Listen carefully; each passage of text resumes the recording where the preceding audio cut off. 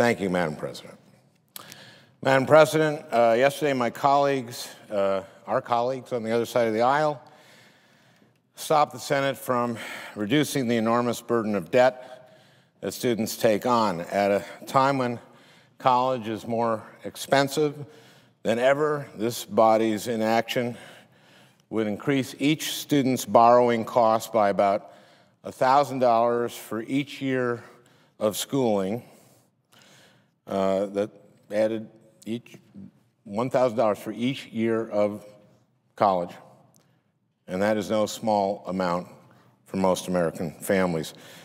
That's because on July 1st, the interest rate on new subsidized Stafford loans is scheduled to double from 3.4 to 6.8%. We've been talking about this all day. The students who qualify for these loans are from middle class and low-income families, and if the Senate does not act soon, we will make it even harder for them to receive the education and training that they need for jobs in a 21st century economy.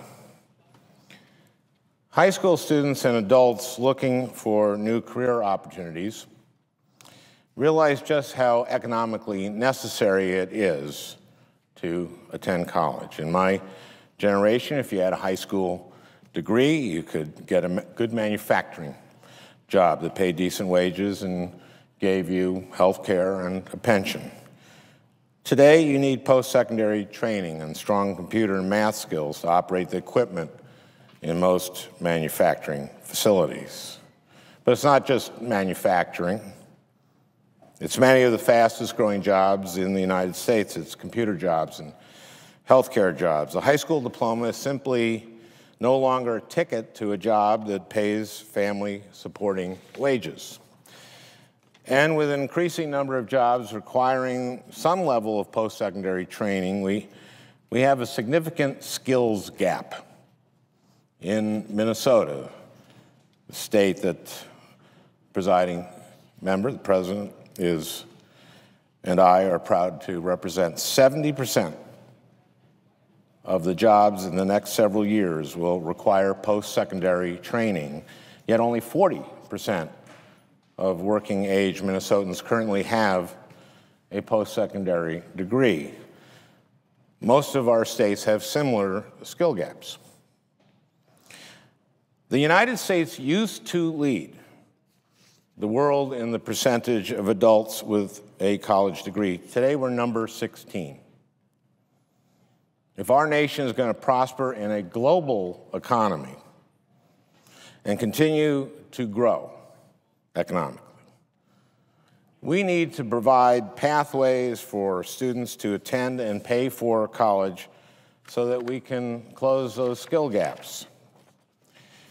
Now, a number of students are lucky enough that their parents can provide these pathways for them and help pay for college, but most other students have to work part-time, maybe even full-time. I had, and the presiding officer will appreciate this, I had students from the MnSCU board, or their top students who came to visit us. I'm sure they visited you too, and there are about 15 or 20 of them. They represent the Minnesota's colleges and universities, and I asked them, I said, how many of you work at least 10 hours a week while going to college? All of them. How many of you work 20 hours a week? Most of them. How many of you work 30 hours a week while going to school? A lot of them. How many of you work full-time, 40 hours a week while going to college? A number of them. That's no way to go to college. And when you work 40 hours a week, can you take the full course of credits? Maybe not. So then maybe it takes you 6 years to graduate. So they are also taking loans, and often huge loans. Now, we take it for granted these days that you can get a student loan. 50 years ago, that wasn't true. Students could get scholarships, so that was about it. My wife's family did it on Pell Grants and scholarships. At least until 1957, when the Russians launched, or the Soviets at the time, launched Sputnik. And suddenly the Soviets had nuclear weapons and were ahead of us in space. And as a nation, we were terrified.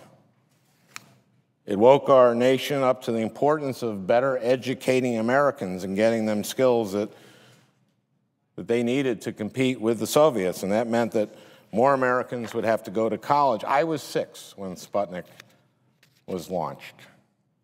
My brother was 11, younger than the Pages, a lot younger. My parents sat us down in our living room in St. Louis Park, Minnesota, and said to us, "You boys are going to study math and science so that we can beat the Soviets." I thought that was a lot of responsibility to put on a 6-year-old. But my brother and I were obedient sons, and we studied math and science, and wouldn't you know it, my parents were right, we beat the Soviets. So you're welcome. But to get there, we had to put in place new federal programs to help average Americans afford college. Just a year after Sputnik was launched, Congress passed the National Defense Education Act that helped put America back on top. This was actually the predecessor to the Perkins Loan Program and offered students low-interest loans to go to school with a preference for low-income students. This was just the beginning. Soon we gave student loans to medical students, created the Federal Work-Study Program, and in 1965 created the Guaranteed Student Loan Program. This last one was later renamed the Federal Stafford Loan Program. That's what we're talking about today, and made more money available to students to offset rising tuition. All of this really because of Sputnik. Today, there are 2 main types of federal loans. Subsidized Stafford loans are awarded based on need, and unsubsidized Stafford loans are available to all students. The overwhelming majority of subsidized loans go to students from middle and lower income families. The Federal Student Loan Program was created to open the doors of higher education to more Americans and provide them with stable, low-cost loans to pay for their education. And it originally did so to help Americans compete with the Soviet Union. Well, we may have beaten the Soviet Union, but we now face new economic threats from rising powers like China and India. And in our interconnected world in which it's easier than ever to outsource, the quality of our workforce matters more than ever before. So, with college costs increasingly out of the means of many American families, in 2007, Congress decided to help lower middle-income students by cutting the interest rates on subsidized Stafford loans. The rates declined incrementally over time to a low of 3.4% this past year. But because this program is so expensive, the 2007 legislation would sunset on July 1st of this year, and interest rates for subsidized Stafford loans would double, going back up to 6.8%.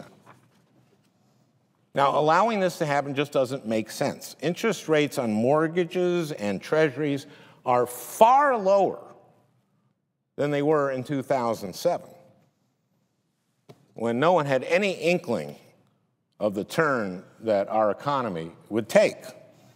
No one could have predicted that we would be experiencing near record low interest rates, and that it would make no sense to double them now to 6.8%.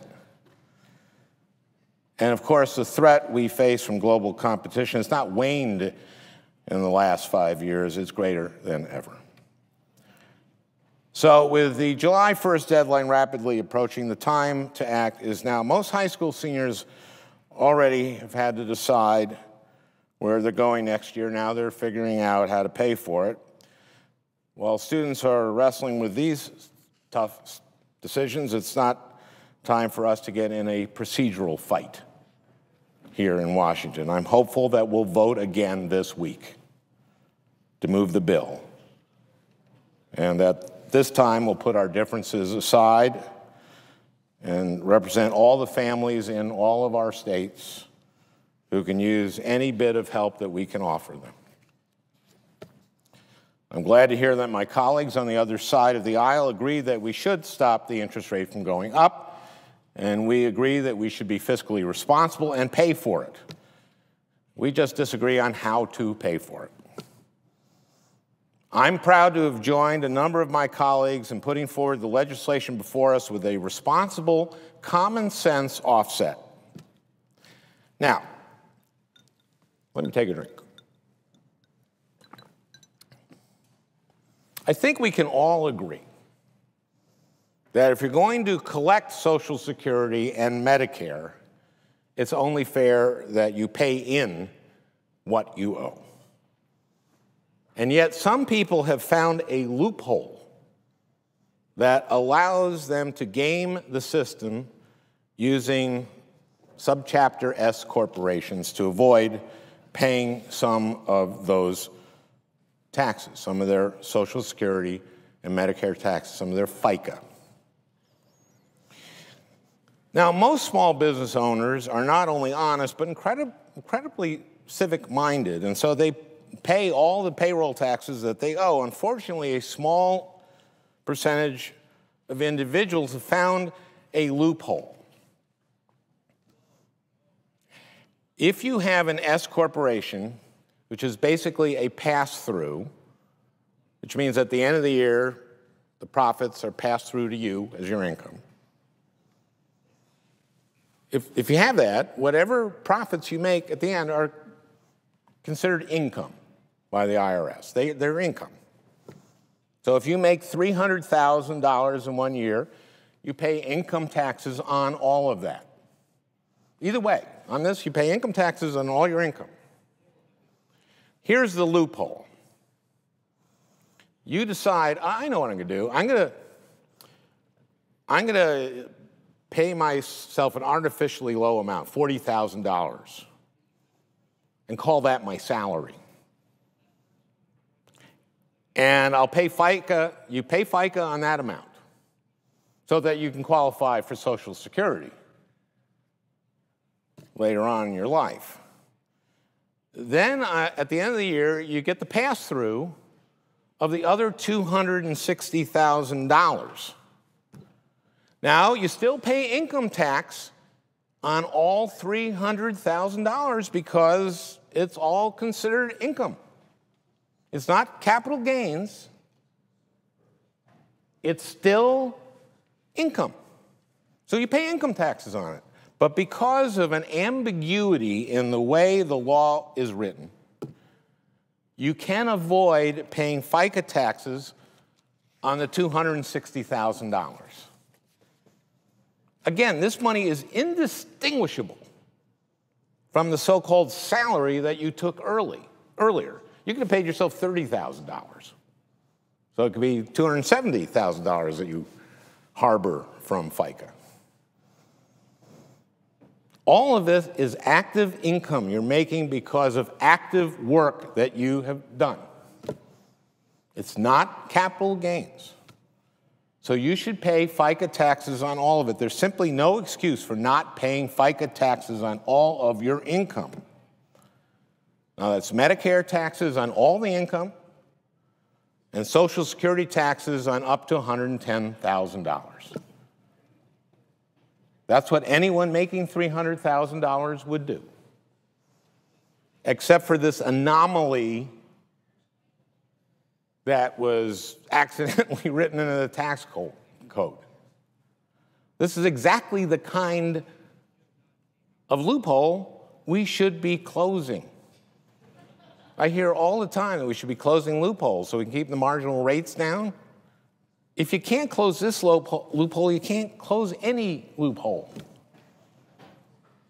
There is no reason that this loophole exists. There's no good reason for it. There's no purpose to it. And there's no reason to keep it. It's an accident that results in people avoiding their rightful obligations. So our legislation would close the loophole for those individuals making over $250,000. That's it. Governing is about making choices. And this one seems as clear as day to me. Save millions of Americans about $1,000 for each year of schooling on their college loans by closing a loophole, a tax loophole that allows the wealthiest among us to avoid paying taxes that they should pay, and avoid gaming the system. It just sounds like a no-brainer to me. Instead, a minority of senators are stopping consideration of the bill because they object to closing this loophole. Instead, they want to repeal a section of the Affordable Care Act that supports prevention efforts. They want to eliminate the provision that helps stop diabetes and other diseases before they occur, the kinds of chronic diseases that are driving our health care costs through the roof. This is simply short-sighted and, frankly, fiscally irresponsible. But I am ready to have that debate, and let's have it here. Let's debate the different ways to pay for this legislation. Let's stop this filibuster and proceed to consideration of the bill. Let's work together to keep America on top and rise to our generation's Sputnik challenge. Millions of students are depending on us. This bill will provide some relief to those students. Millions of businesses are depending on us to give them the educated workforce they need. This bill will take a small step toward helping them as well. It is time to act. I call on my colleagues to work with me to pass this important legislation. Thank you, Madam President.